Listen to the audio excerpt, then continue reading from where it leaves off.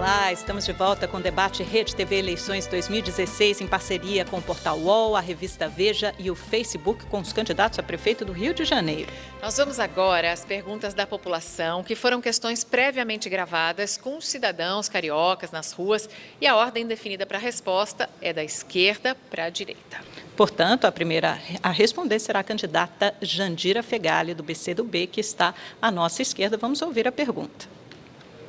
A saúde do Rio de Janeiro está um caos.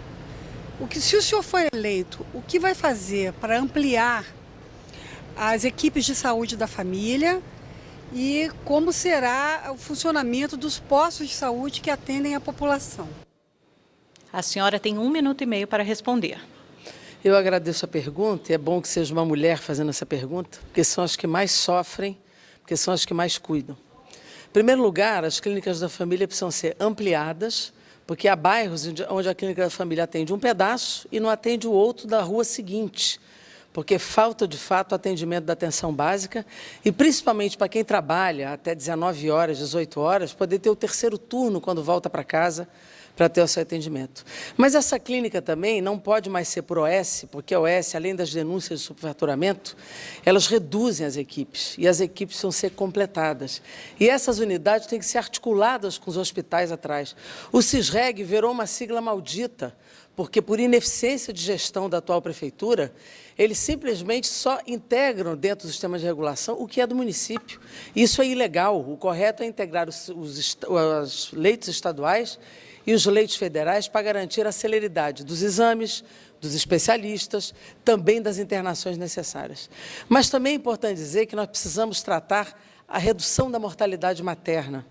Nós precisamos garantir a atenção ao parto, ao pré-parto e ao pós-parto. Precisamos garantir o acesso ao planejamento familiar. Precisamos fazer com que as mulheres previnam o câncer de mama e de colo de útero, tendo acesso à ultrassonografia e à mamografia. Nós precisamos fazer com que a saúde atenda, de fato, os idosos e garanta a assistência dentro da escola para as crianças e para todas as pessoas que precisam de saúde. Obrigada, candidata. A próxima pergunta é para o candidato Pedro Paulo. Ele terá exatamente 1 minuto e meio para a resposta. Vamos à pergunta. Qual a sua política em relação à guarda municipal?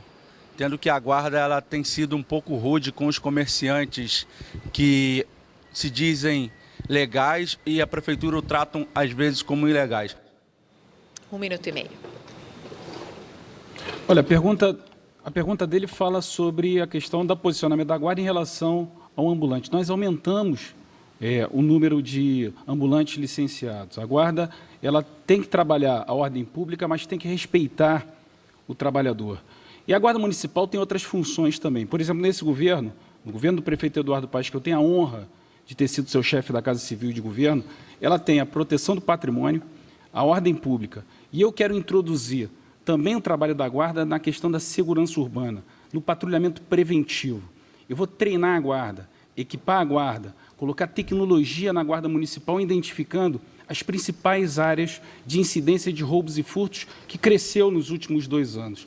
15 bairros já são escolhidos para fazer esse atendimento. Copacabana, Tijuca, Taquara, Irajá, trabalhando em parceria nas áreas de maior incidência de crime com a Polícia Militar, como nós fizemos no Centro Presente, que a Prefeitura paga para o policial trabalhar a segurança pública naquela área, ou na guarda presente de forma autônoma e sozinha nessas áreas de menor incidência. Nós vamos dar treinamento para a guarda, 600 horas de treinamento, mais do que São Paulo, mais do que o próprio treinamento da guarda atual, para que a gente possa garantir segurança, respeitar o trabalhador. E eu, inclusive, tenho a honra de ter o PDT como vice, a Cidinha Campos como vice, que me faz pensar em todo momento no respeito ao trabalhador na postura da Guarda Municipal. Obrigada, candidato. Agora é a vez de Alessandro Molon. Vamos ouvir a pergunta. Queria saber quais são as propostas para cuidar da segurança pública como um todo, né? A segurança pública preocupa muito, né? E atualmente, se não for o maior, é um dos maiores problemas que, afinal de contas, se tornou caótica, né? O carioca se preocupa muito com ela. Candidato, 1 minuto e meio para a sua resposta. Muito obrigado, Leonardo, pela sua pergunta. Sua pergunta, de fato, é muito importante. A gente quer viver numa cidade em que a gente possa sair nas ruas sem medo, em que as mães, os pais possam dormir sem medo de que os seus filhos não voltem para casa. Isso nós podemos fazer. Primeiro, se o foco da Guarda Municipal, primeiro, for a proteção do cidadão. O maior patrimônio, Pedro Paulo, de uma cidade são as pessoas que moram nela.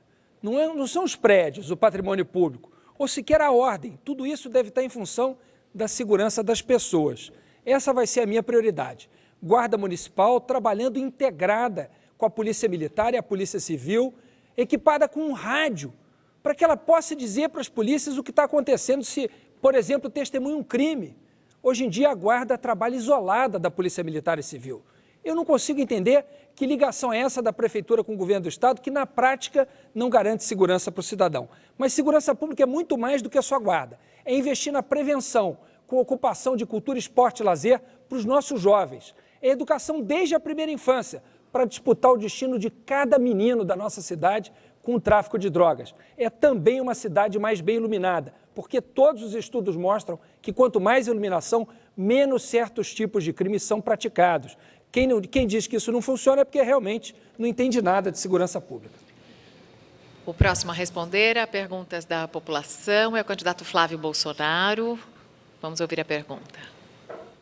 O que vocês vão fazer quando vocês ganhar nos hospitais que está nessa crise, está faltando tudo? Até os funcionários não têm o que comer e nem os pacientes. Bolsonaro tem 1 minuto e meio. Bom, obrigado pela sua pergunta.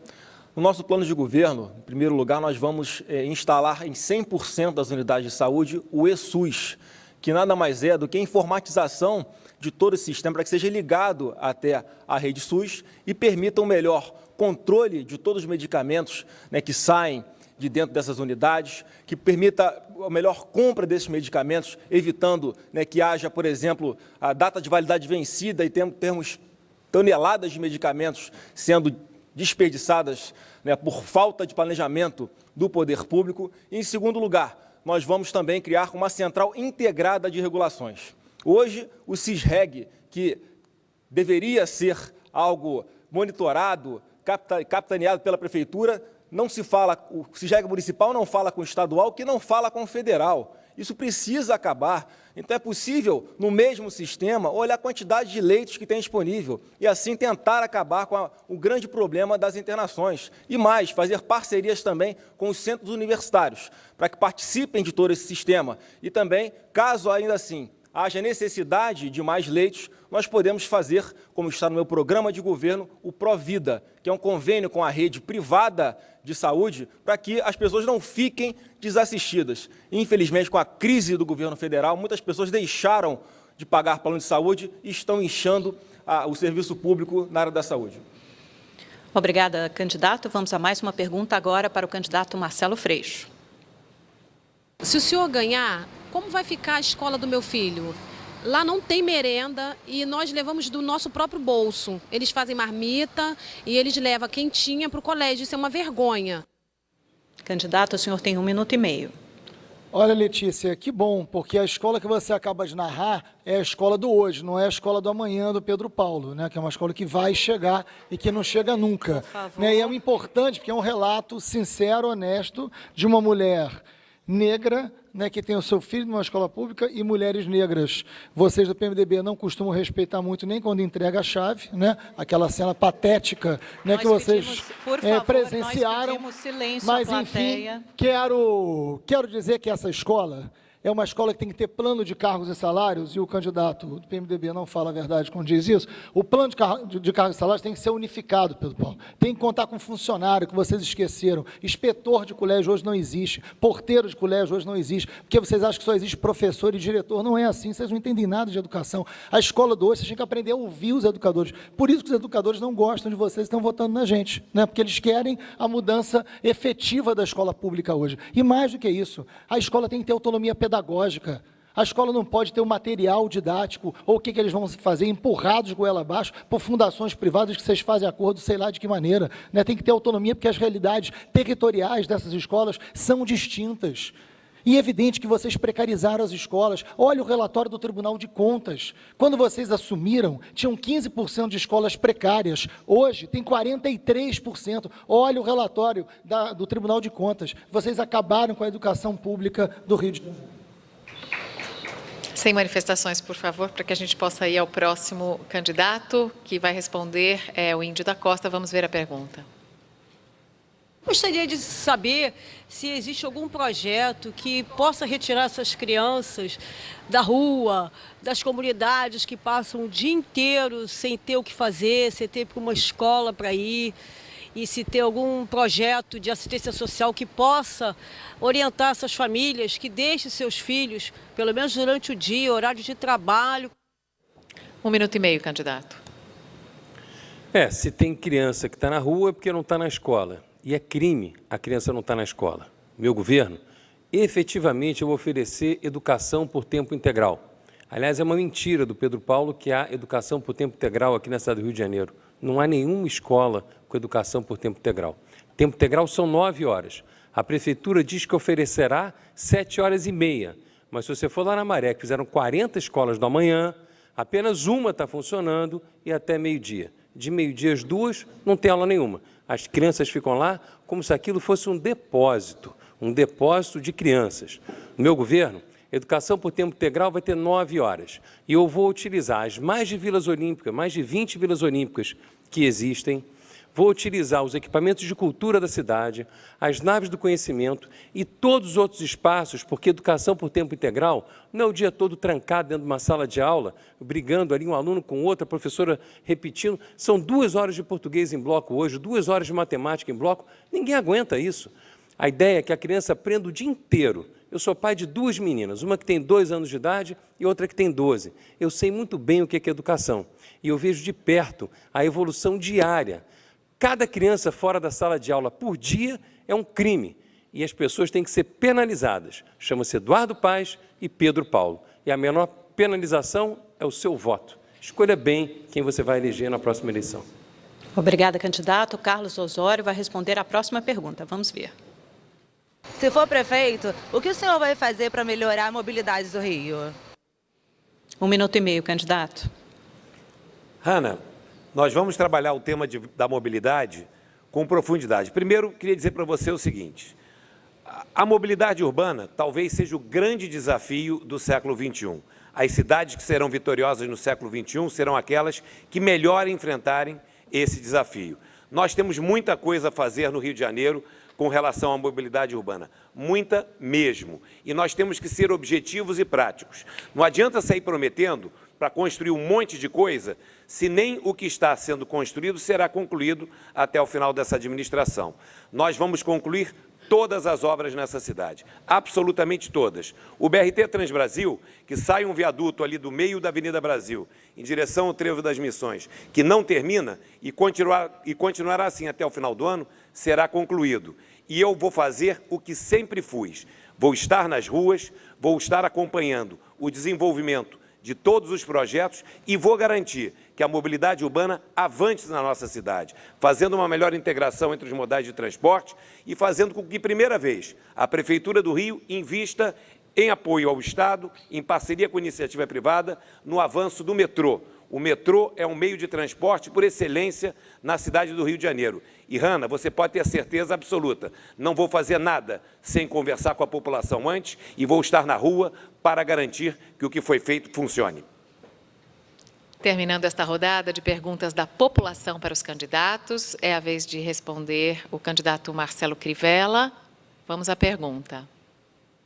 A questão da poluição das águas do Rio de Janeiro, tanto da Lagoa, da Baía de Guanabara e das praias, ao meu ver, é uma coisa muito importante para a visibilidade da cidade. E tem umas promessas muito antigas de despoluição, tanto das Olimpíadas como de outros candidatos e prefeitos, e nunca nada foi feito. Eu queria saber se vocês têm algum planejamento, alguma proposta em relação a isso. 1 minuto e meio, candidato. Eu quero agradecer muito a sua pergunta. Olha, essas águas são poluídas por 2 razões, pelo esgoto e pelo lixo. E esse lixo muitas vezes desce de bairros altos, na época da chuva, quando demoram a ser recolhidos. E nós tratamos isso aqui numa pergunta anterior, quando eu disse que é importantíssimo voltar com o gari comunitário. Nas comunidades do Rio de Janeiro, nos morros, o lixo demora muito para ser recolhido.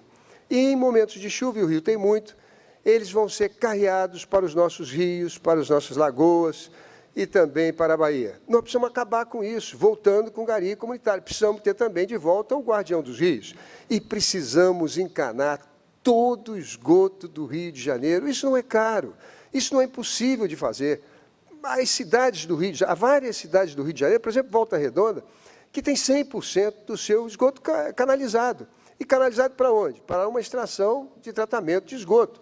E depois esse esgoto essa água limpa vai ser colocada nos rios. É isso que o Rio de Janeiro precisa fazer e está adiando muito tempo.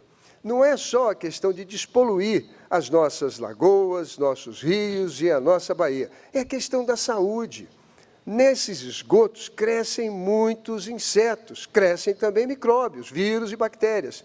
Então, se a gente investir em saneamento, nós vamos melhorar muito a saúde do Rio de Janeiro e evitar esses hospitais que são...